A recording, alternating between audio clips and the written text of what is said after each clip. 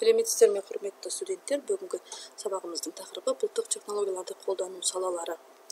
Сабағымыздың мазмұнына тоқтала кетейік. Бұлттық технологиялар түсінігі, бұлттық провайдер, бұлттық технологиялардың қызмет көрсету моделі, бұлттық технологиялардың артықшылықтары мен кемшіліктері.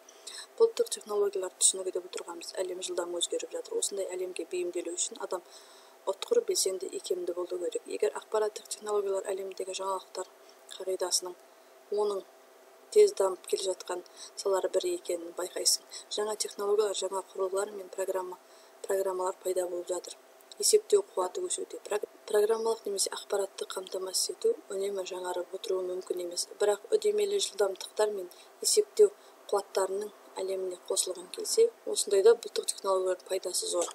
Бұлттық технологиялар жүйесі, яғни виртуалдау, әзірлеу жүйелері, бөлінген масштабталған есептеулер, сервиске бағдарланған архитектура, веб, белсенді сервистік беттер, ашық коды бар программалық қаптама. Қазіргі уақытта бұлттық технологиялар өз қолданушыларына келесі қызметтерін ұсынады. Яғни мониторинг, мәліметтер мазмұны, бірлескен жұмыс, байланыс, қаржы, жұмыс уақытының үнемделуі, деректер базасының қоры, нысандарды сақтау орындары, сәйкестендіру, есептеулер жүйесі, деректерді сақтау қоймасы, бұлттық жүйе, есептеулер, деректер базасы, есептеулер, деректерді сақтауға арналған бұлттық желі платформалық қызмет ретінде сипаттау жеткізуші тұтынушыларға өздерінің программалық қамтамасыз етуін орнату үшін бұлттық инфрақұрылымды қолдануды ұсынады. Бұл операциялық жүйе және деректер базасын басқару жүйесі. Сондай-ақ дамудың барлық түрлері болып табылады.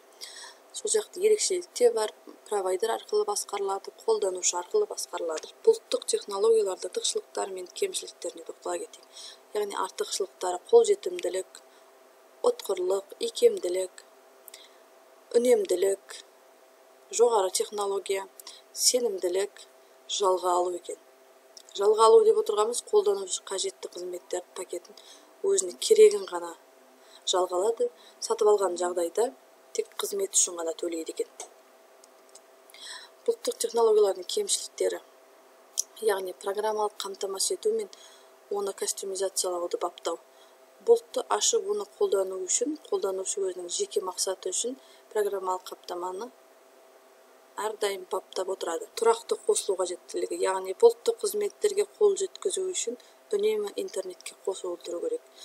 Яғни құпиялылық. Бұлттарды сақтауда деректердің құпиялылығы қазіргі уақытта дау-дамай тудыруда.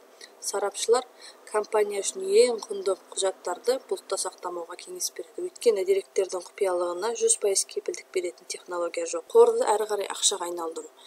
Жабдықтардың қымбаттылығы, қауіпсіздігі. Бұл сенімді жүйе, алайда оған кірген қаскүнем деректердің үлкен қоймасына қол жеткізеді. Қазіргі таңда бұлттық есептеулер кез келген салада қолданылады. Microsoft корпорациясының тапсырысы бойынша SpaceWorks мамандары жүргізілген зерттеу мәліметтеріне сәйкес көп жағдайда бұлттық қызметтер веб-хостинг үшін қолданылады. Сауалнама жүргізіп, оған қатысқандардың таңдаулары пайызға шағылады. Міне осының қорытындысы бойынша адамдардың IT инфрақұрылымдық өнімділігін арттыру үшін электрондық почтаны бұлтқа орналастыру үшін веб мазмұны бұлттық технологияларды қаншалықты қолданатындықтарын анықтады.